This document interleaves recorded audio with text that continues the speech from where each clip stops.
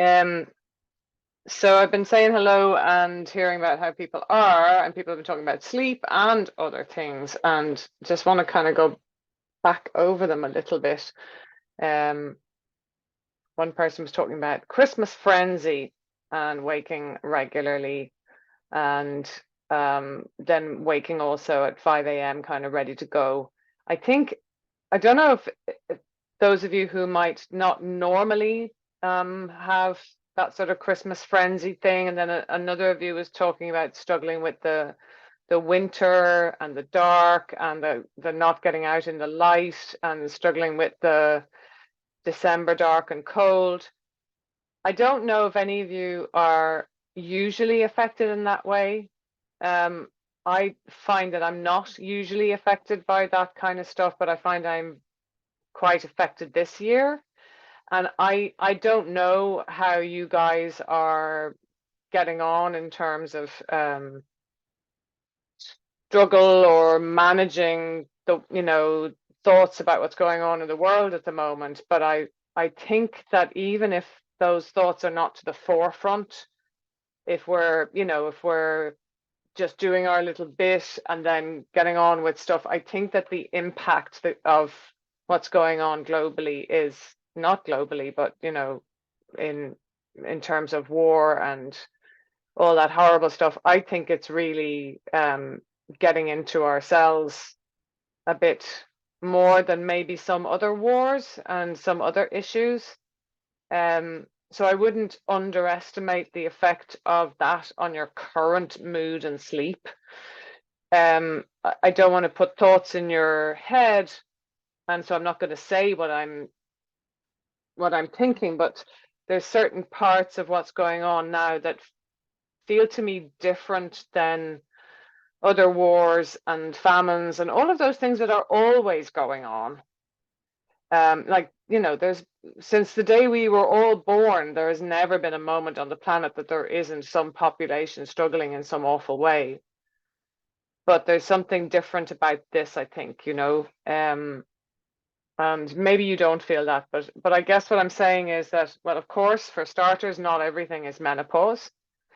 And life is tough at the moment. And I think everybody who's in the membership is from the Northern Hemisphere and will be experiencing those shorter days. Um, and then, of course, on a biochemical level, there are reasons why we may struggle more with sleep. Um, and I will talk about that in a little short slideshow in a minute.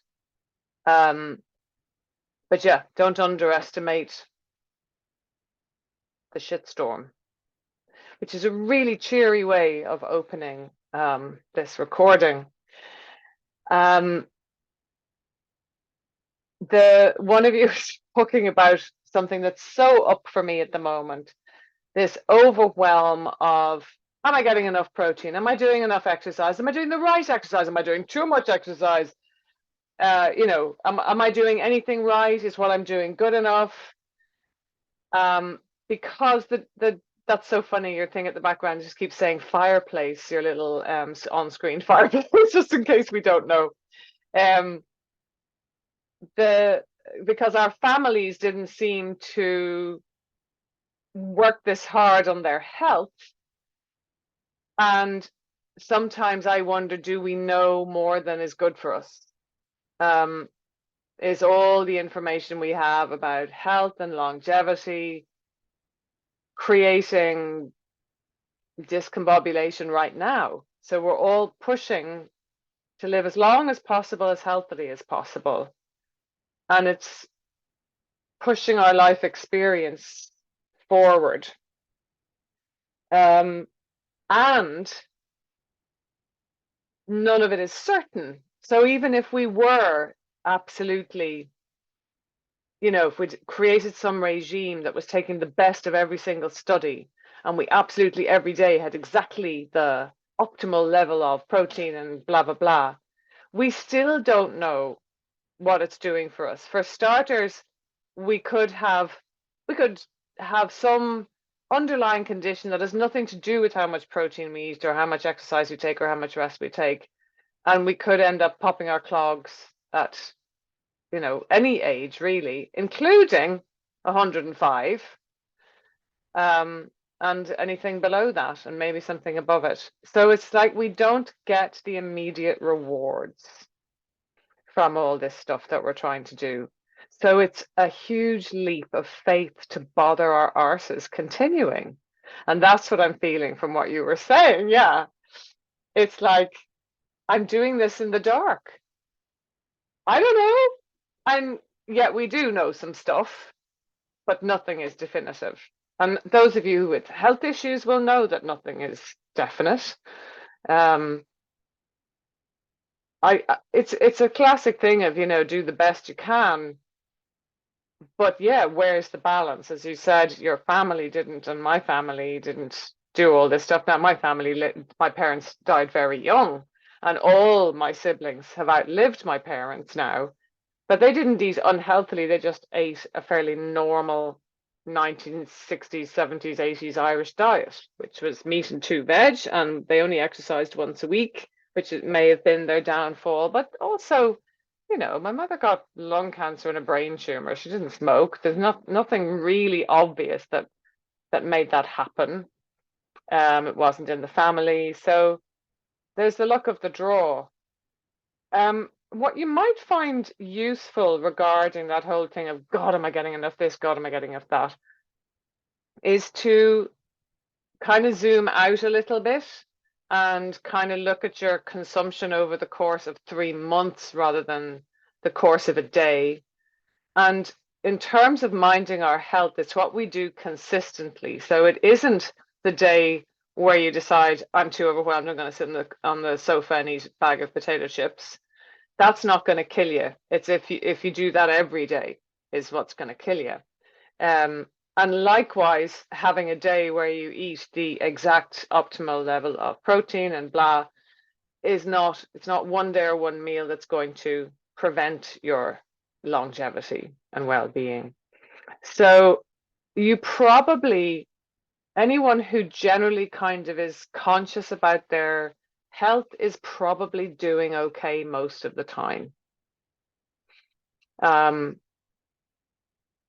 And I don't know if that helps, the idea of just allowing yourself to ease off the gas pedal, because I certainly know that when I deliver this kind of thing, I feel like, oh my God, how is anybody going to achieve all this? I know I don't achieve all the things that I suggest, but what I do try and do is help you see where the similarities are in each bit of our being, our organism that we pay attention to, or look after, really positively affects lots of other bits as well.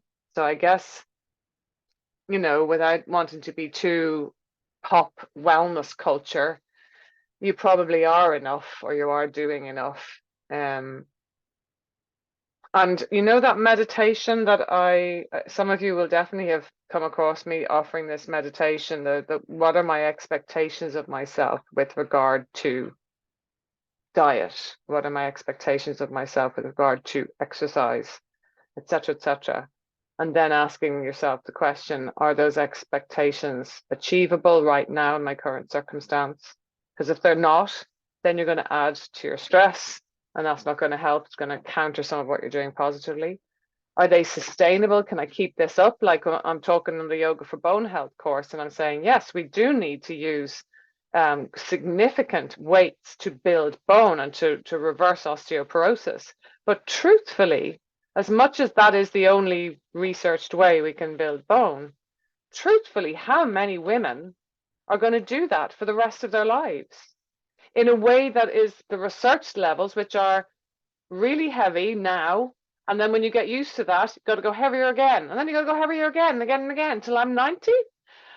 Maybe I will. Maybe I'll fall in love with strength training, but for the average person, no. So is what I'm doing sustainable? Because doing them in pockets and then dropping them, maybe it gives you a little kickstart and then you start at a different level. So probably if I, do some serious muscle building for the next 5 years and then I stop, then at least in 5 years' time, I'll be at a better level. when I start to decline in my bones again. So are my expectations of myself achievable now, sustainable? Do they support me rather than my family or my work colleagues, etc., or even the planet? Because that's a separate conversation.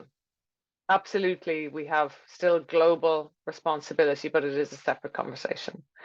And also, am I flexible about those expectations, or do I beat myself up when I don't meet them?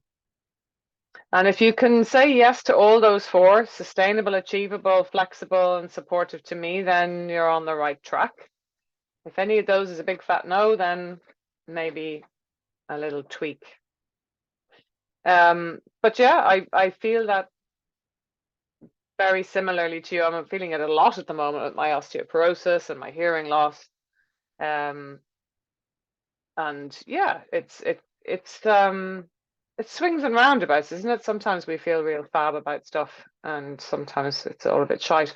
So this is the depressing session. I'm going to entitle it, when I put it in the resources, I'm going to put it up on the title is the miserable session, the depressing session, the December session. It's funny because my plan for next month is to talk about mood, because January is supposed to be the blue month where we're all miserable. God knows what we'll be talking about in January. Just wanted to refer to, we talked about the winter negativity. Yeah, one of you talking about stopping getting uptight about poor sleep and just sort of going, okay, so I'm awake, and that's a really big part of managing poor sleep, is just trying not to get depressed about it. But we'll talk about that a bit more later. And then I loved that one of you said that you're doing a lot of new stuff today at the moment, like Lego, learning to build Lego, and doing my bone health, yoga for bone health training, and that all the learning seems to be giving you enough stimulation that you're falling asleep really easily at night. And also that avoiding sugar later in the day is helpful, that having sugar later in the evening is difficult, and alcohol later in the evening can be difficult too, or in the evening at all. Some of you may have heard me say I'm an advocate for drinking alcohol in the morning because it won't disrupt your sleep.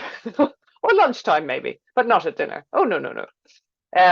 But actually I was reading about the benefits of I can't remember the name of it, retroventrol, a compound that's in grape skins and peanuts and a couple of other very limited numbers of foods, and how there's some great research for this. You can get it as a supplement. I will give you the name. I have it written down somewhere. Let me have it right here. Resveratrol. Resveratrol. It's a naturally occurring compound, but they've turned it into a specific supplement, and it's got great results for loads of things like cholesterol and aches and pains. And aches and pains can be one of the reasons that we don't fall asleep. So drinking red wine does have some health benefits, and it's probably because of the resveratrol. But obviously, if you can't tolerate the wine, then other routes are preferable. And grapes are very high in sugar, and you'd probably have to eat loads of them to get the right dosage. So supplementing, maybe something you're interested to look at. You need to check with your doctor if you're on any medications. And I know one of you at least will be like, "Oh, feckin' hell, it can not interfere with blood clotting medications, but it can make the blood even thinner, I think, so that your blood can become too thin." And there was another interaction I read. I will look it up again if you're interested. Send me an email if you want to hear more about it, and I'll tell you what I can. But you can look up studies on your own on the World Wide Web. A couple of you were mentioning some tools that you have for sleep. One is Insight Timer, which has just sleep sounds on it. And for me, listening to words isn't helpful because I can't hear them, but I like the idea of music and sounds. Somebody else listens to an app or something called Nothing Much Happens, which is some lovely, gentle, boring stories. And another one called Listen to Sleep. The great thing about those is that one of the things that can really disrupt our sleep is the content of what we're consuming in the evenings or even during the day. And that's why I say at this moment in time, even if you're not stuck to the news, you can't help but notice the strife that's ongoing. And that can really dysregulate sleep when we're watching the news or reading a kind of yucky novel that's a bit violent or a bit horrid, or even like a Netflix drama that's a bit spooky.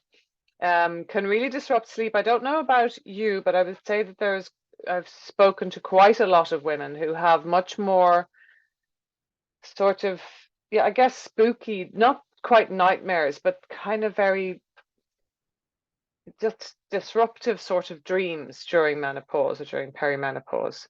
It's like it's that bubble thing, isn't it? That menopause or estrogen is a bubble, and the bubble tends to help us with managing all that we're consuming.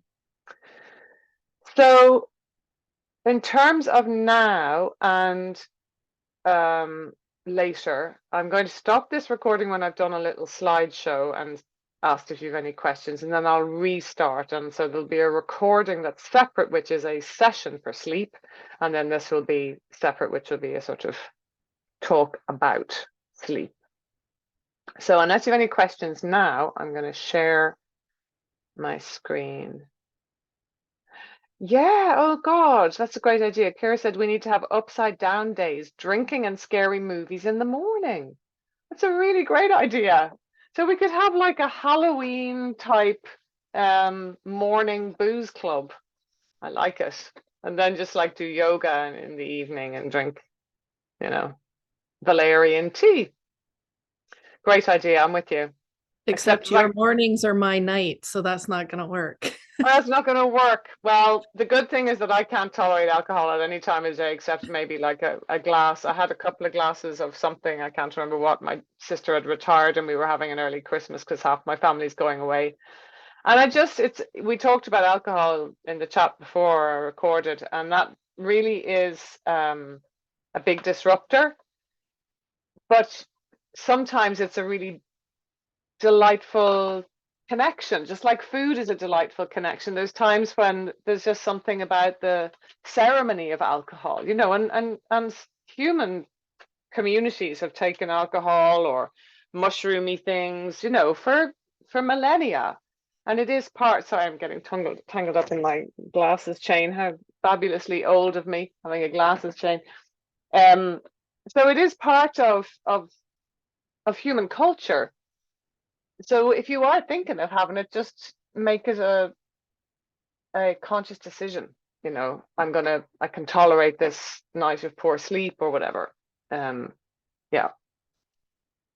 So share screen.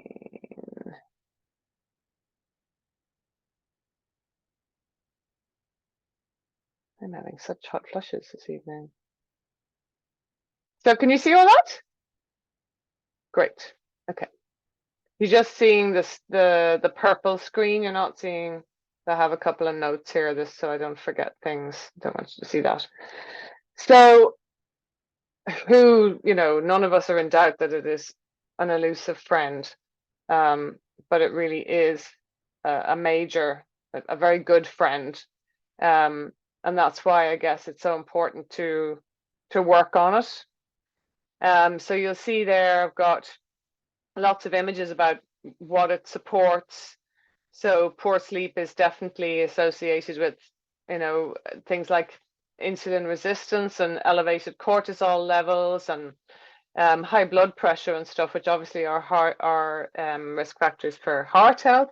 The brain as well. There's an action of the lymphatic system. They call it. They used to think the lymphatic system was only sort of from the neck down, but actually they've discovered that there's a part of it that they've called the glymphatic. I don't know what the G in front of it stands for, but when we're asleep, our brain shrinks, and that allows the lymph to get into the skull and clean out the brain. Whereas if the brain doesn't get to that shrinky moment, then it doesn't get its cleaning.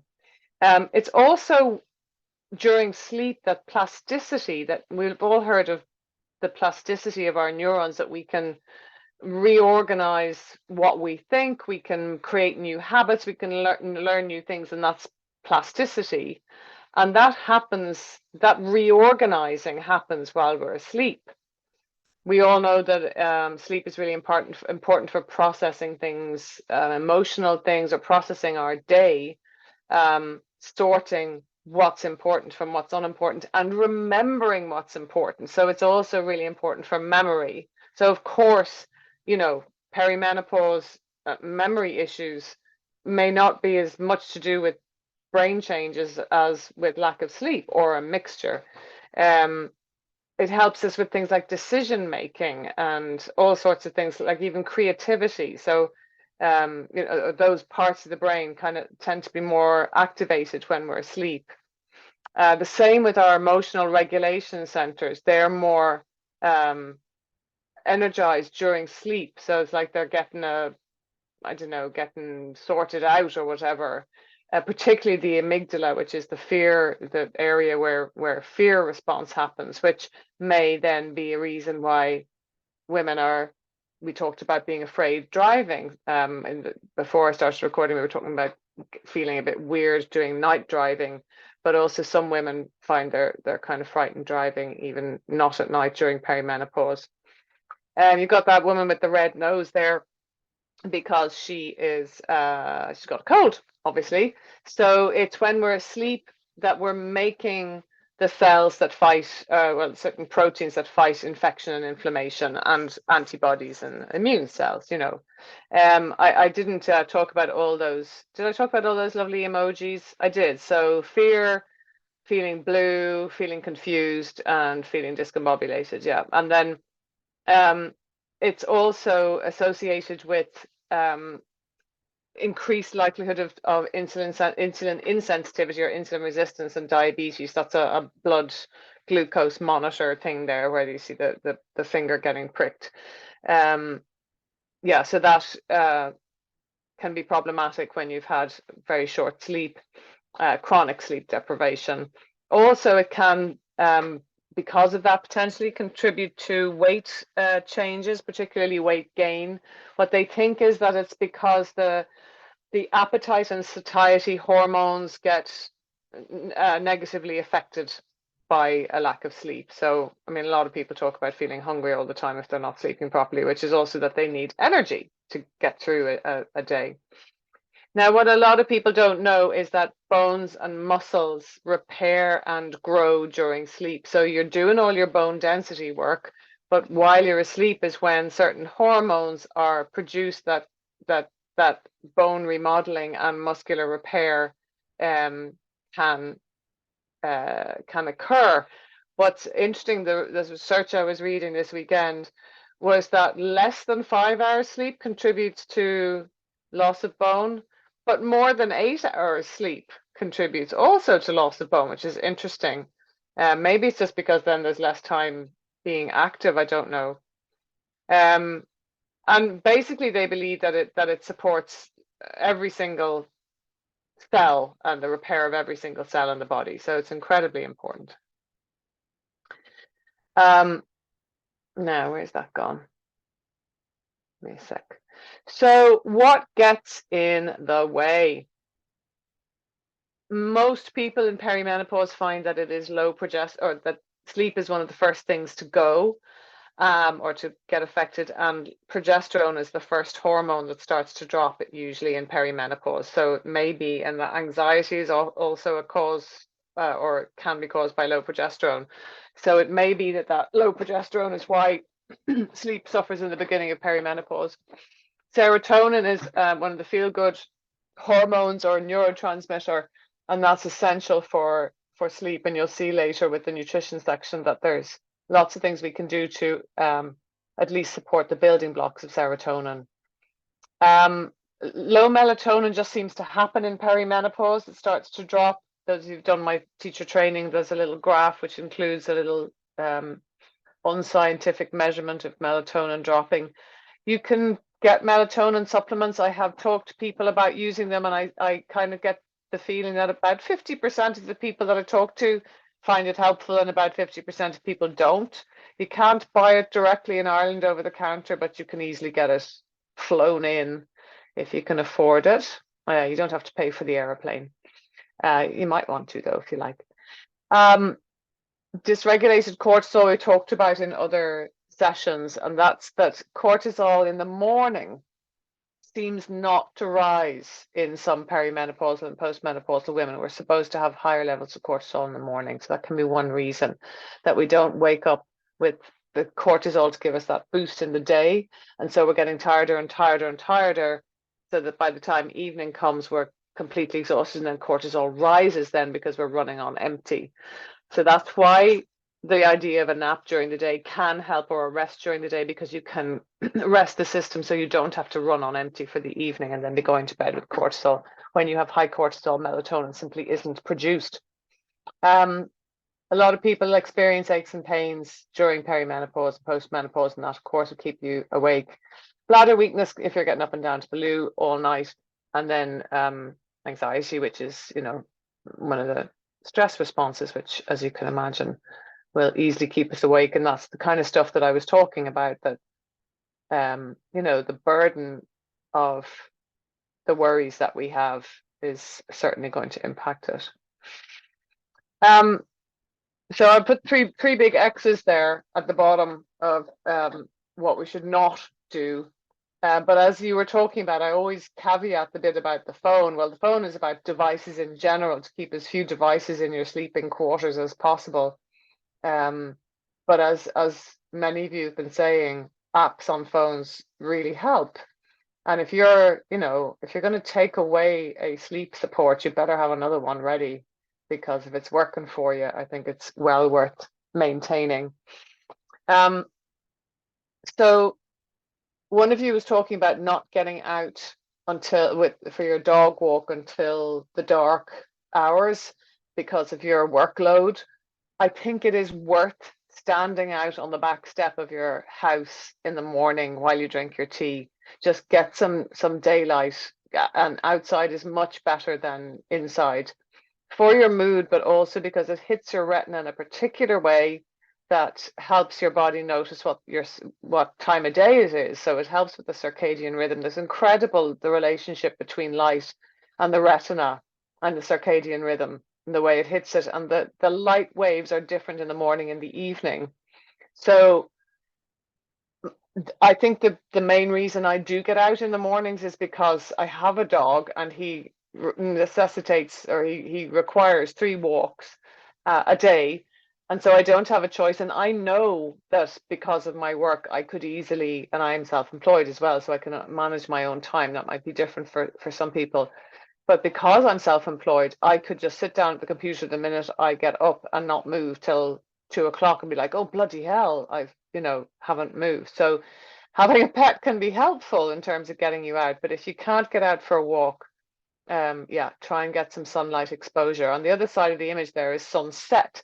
So the evening light exposure is also beneficial. As I was saying, it hits the retina in a different way, different kind of light waves, and tells the body, or tells the pituitary gland. It directly talks to the pituitary gland, which creates melatonin. It's unbelievable how adapted we are to nature, but we don't live in nature. So if we didn't live in boxes with screens and, you know, not getting out, we would naturally be exposed to morning and evening light, and we're built to respond to it. Incredible. When the sun is overhead, it's more blue light, so trying to avoid blue light. You know about that, about screens, but also even just having a lamp in the evening rather than overhead light is a really good idea. So have low lighting, sideways lighting in the evening rather than top-down lighting. I just love the look of that guy having his nap. I bet he's drooling. So the nap thing is definitely individual. Some people hate napping and it really discombobulates them, and some people swear by it. It has been shown in some studies to support sleep and in some studies to interrupt sleep. So I think it's got to be individual. What does seem to be the case is that it should happen before 3 p.m. and it shouldn't be for more than about 20 minutes. That a longer nap may be groggy, may make you groggy.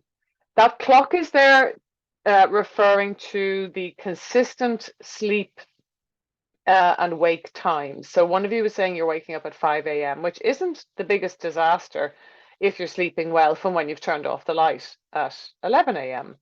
So that's a good 7 hours. Or you were saying you were going to sleep about 10:30, 11 and waking up at 5:30. So that's 6.5 hours. Another half hour would be optimal. But if you were sleeping well through those hours, I wouldn't be concerned, except that you're like, bloody hell, the whole world is asleep right now.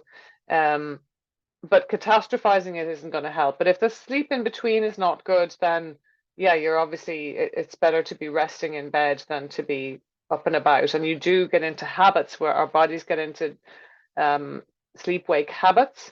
And apparently, those sleep wake habits take 3 weeks to readjust. So if you're trying to kind of force yourself back to a rhythm, give yourself 3 weeks to figure it out.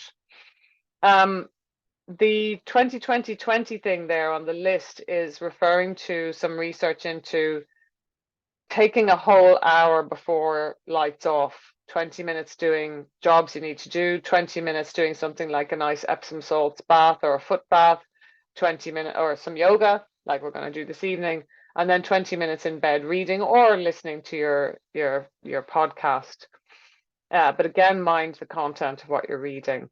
And obviously with the bath or the foot bath, stick some magnesium in there, and the hotter the better without you getting completely exhausted. So the weird thing is our body temperature needs to cool for our core temperature needs to be cool for us to be able to sleep.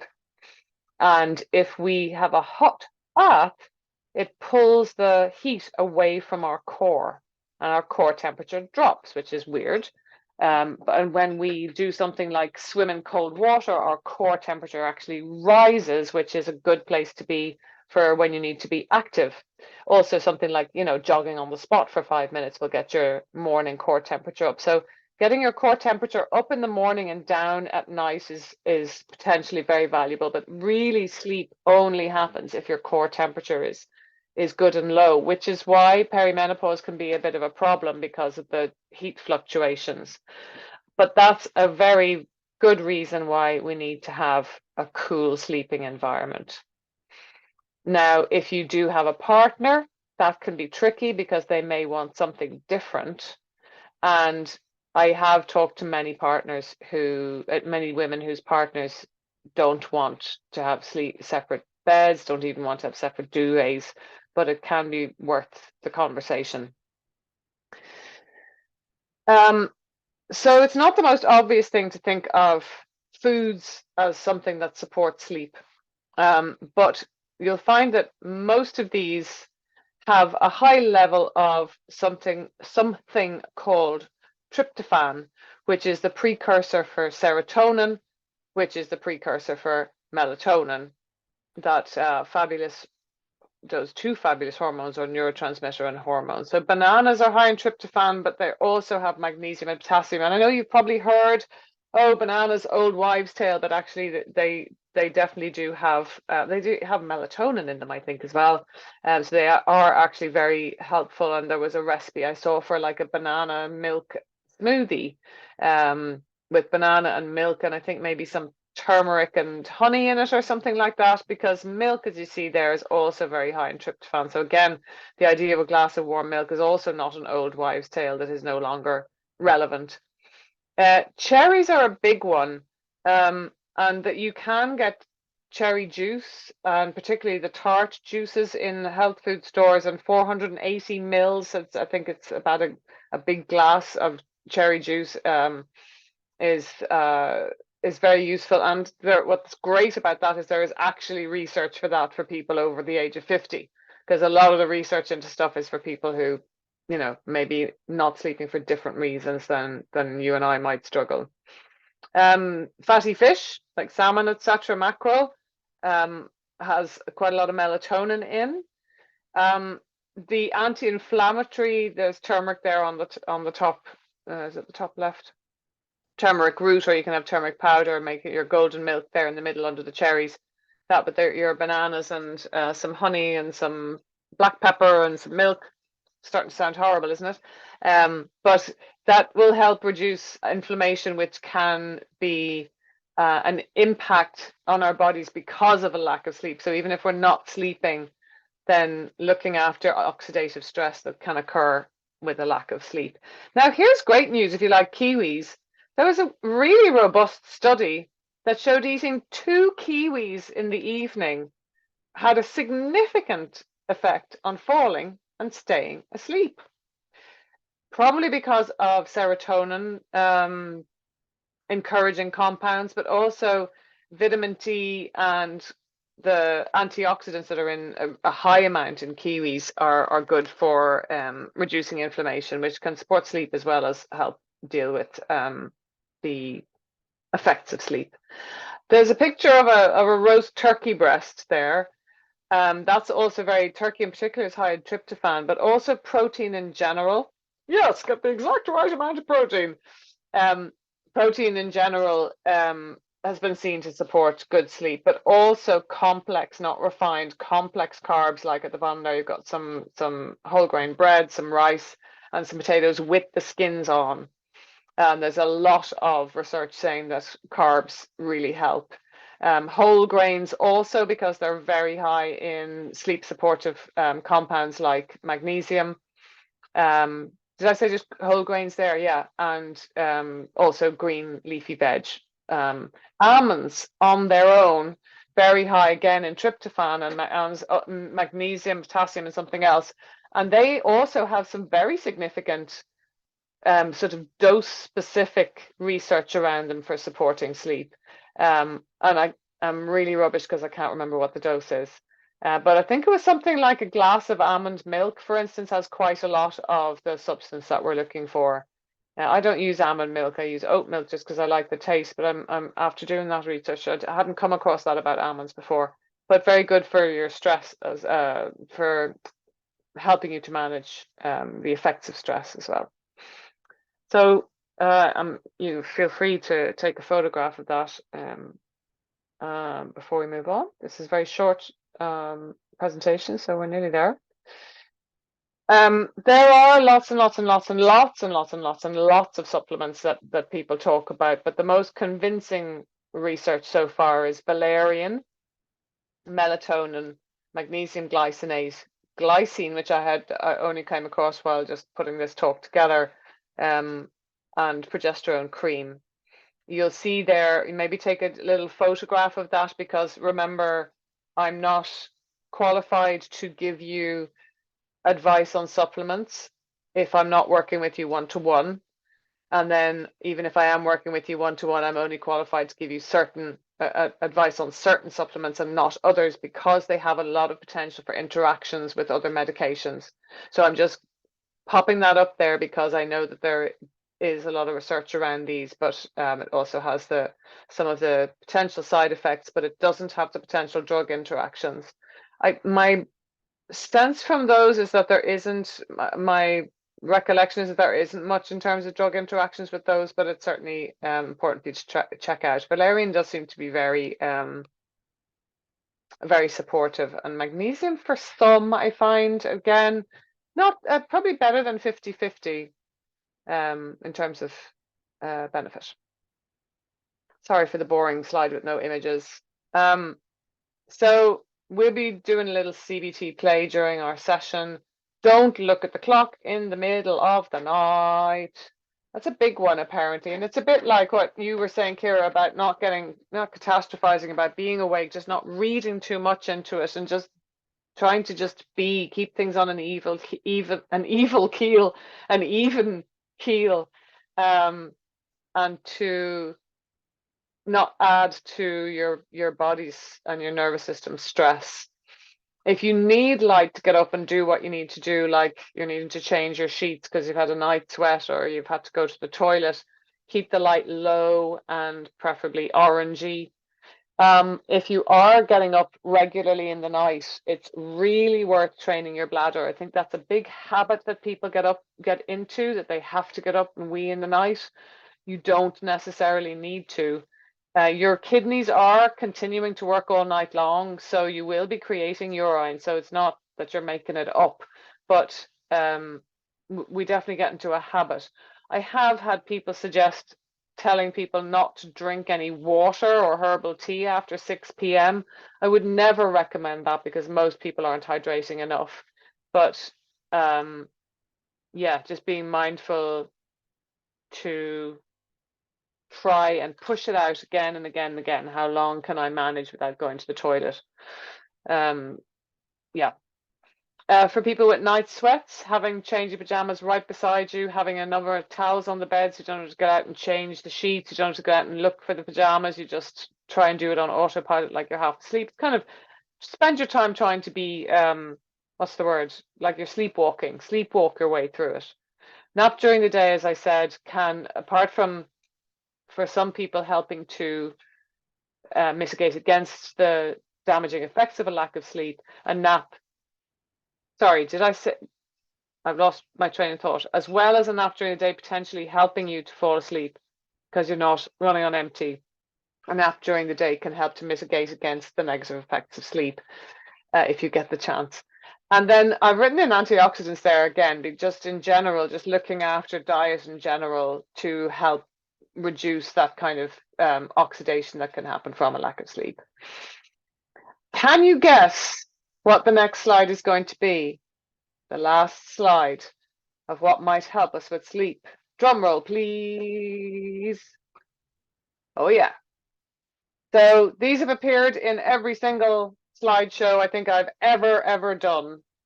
Obviously, we've talked about serotonin being a direct influencer on sleep, but the other feel-good hormones can also help because they're going to be reducing inflammation, they're going to be reducing the sympathetic arousal, helping you with some of the effects of poor sleep, like concentration loss and loving life. But serotonin is the biggest one that we need to be encouraging. But it's great to know that these babies, which are mostly induced by joyful, pleasurable things, are going to help us with our sleep. Any questions? I'm sure there'd be plenty of, God damn it, I'm sick of hearing this because I try it all and I still don't sleep. And that's the tricky thing. On the hot bath in the evening, Neve, is there like an optimum time? Because I'm finding when I have a hot bath, it's maybe like 2 hours before bed, and that's when I'm struggling to get to sleep. When I have a hot bath, it's like I really crave a hot bath, then I almost know that it seems to disrupt my sleep. I'm having it too early, maybe. Oh, interesting. I haven't read any research on that, but certainly it's in that 20-20-20 model, it's in the second 20 minutes. So it's you get up out of the bath and then 20 minutes before lights off, which is optimal. But I'm sure there's some science around that, because if your core temperature is dropping in the bath, then 2 hours later, something is going to have shifted for sure. But interesting. In there as well, so I've kind of got the heat and the Epsom salts, but it always seems to, 2 hours later I'm like heart beating and Okay, so maybe so what it is it's probably a stress too much for your body. Maybe your body doesn't like that level of heat, but I would be surprised that you'd have elevated heart rate after magnesium and all of that. But I would say that probably your body doesn't like the heat. Do you enjoy the bath? I do, I enjoy the bath. I find if I have a bath in the day, I'm done for the rest of the day. I can't, like, I have to just sleep through the rest of the day. So I wonder, feeling their heart rate raised makes me think that it is a stressor too far for your body. But it would be interesting if you had the opportunity to try it closer to bedtime. Yeah.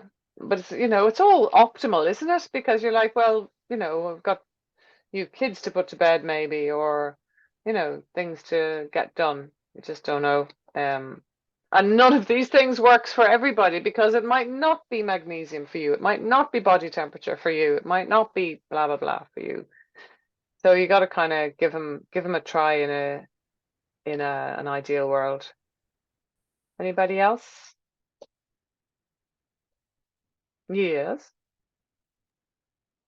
I had talked to my doctor, who's thoroughly unhelpful, but just for sleep. And so she gave me a prescription for tryptophan, which A, didn't work, and B, gave me nightmares. Great, after my entire presentation. Wow. Yeah, and I also find like Benadryl, the allergy medication, gives me nightmares because sometimes like I have used it for sleep in the past, especially when my allergies were bad, but I've noticed, I don't know if there's something similar between the two, but yeah, there's something in them that gives me, and it's like night terrors, like dreams I don't normally have. Yeah. So it's like, that's okay. I'll just stay awake for an hour and go back to sleep by myself. Yeah. I don't know if you can get tryptophan supplements here, you know, like we can't get melatonin here. I So can mail you all the melatonin you want. yeah, thank you. My thought is that it probably is much more of an intense supplement than the ones that we are able to get here. Yeah. Yeah, that's really interesting and spooky, isn't it? I mean, and there's a it's interesting that your doctor, that was a normal medical doctor.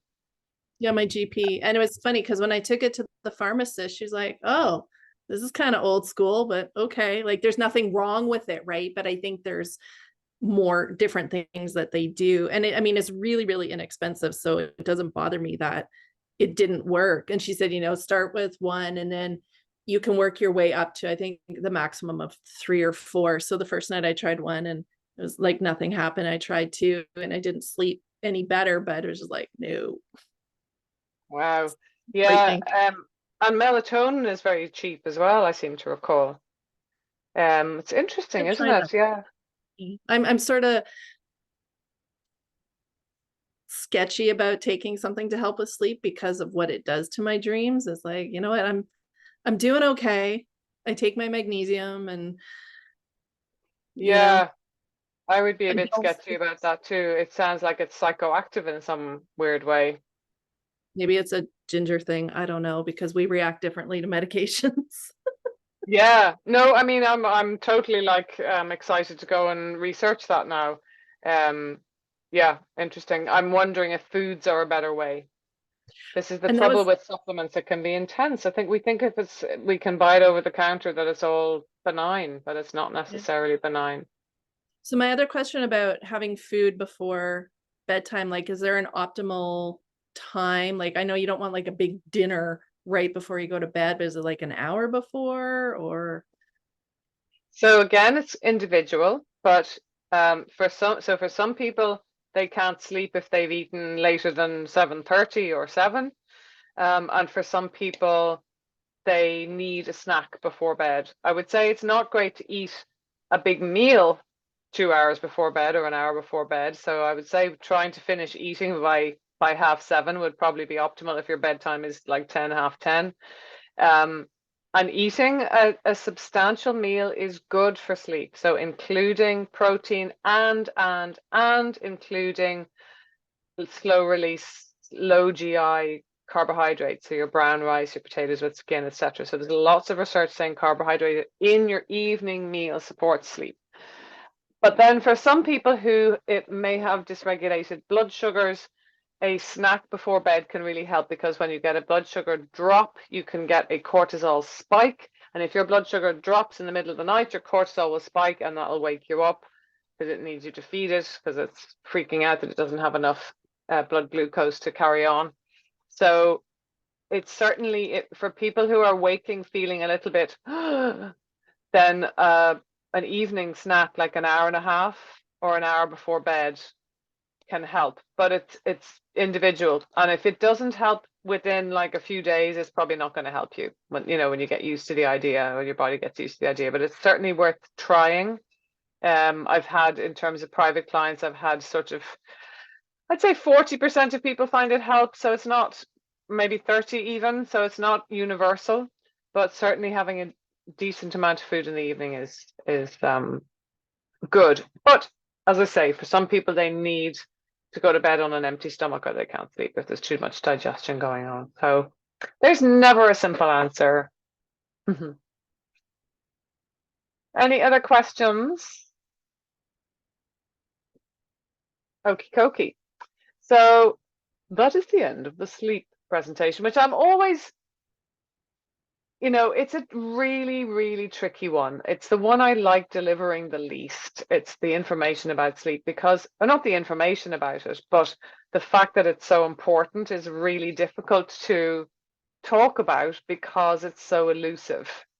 And I don't want to freak you out, but I think even though it's hard to tackle, it is a project worth taking on.